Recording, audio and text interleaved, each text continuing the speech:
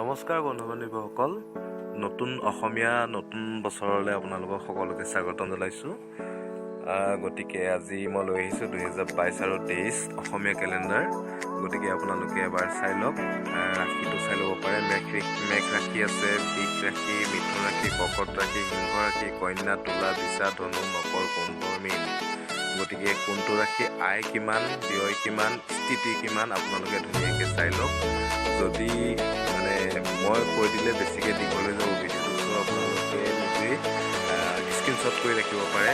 আৰু এই বৰ্ষচক্ৰ গণনাটো আপোনালোকে এবাৰ চাই লওক। যাৰ নাম্বাৰ 24, 25, 26 তেওঁলোকৰ হ'ল ফলসুখ পৰ্বতে 27, 1, 2, যাৰ বৰ্ষচক্ৰ নাম্বাৰ, তাৰ ধনাক্ৰম, তাৰপিছত 3, 4, 5 দাৰিদ্ৰ, তাৰপিছত 6, 7, 8 শাসন। আপোনালোকে চাই লওক ভিডিঅ'টো। যদি ভাল পায় লাইক, কমেণ্ট, শ্বেয়াৰ কৰিব, লগতে ছাবস্ক্ৰাইব কৰি দিব। গতিকে আপোনালোকে ৰসাতল আছে এবাৰ 12, 13, 14টো হ'ল ৰসাতল ইয়াত দিয়া আছে যে বৰ্ষচক্ৰৰ বাবে চক্ৰত ছাতি দিব লাগিব, সমুদ্ৰত শস্য দিব লাগিব, গগনত ৰূপ, সোণ, হালধীয়া বস্ত্ৰ আৰু ট্ৰাম। ৰসাতলত যা মৰণ আছে, ৰসাতল আছে মানে আপোনাৰ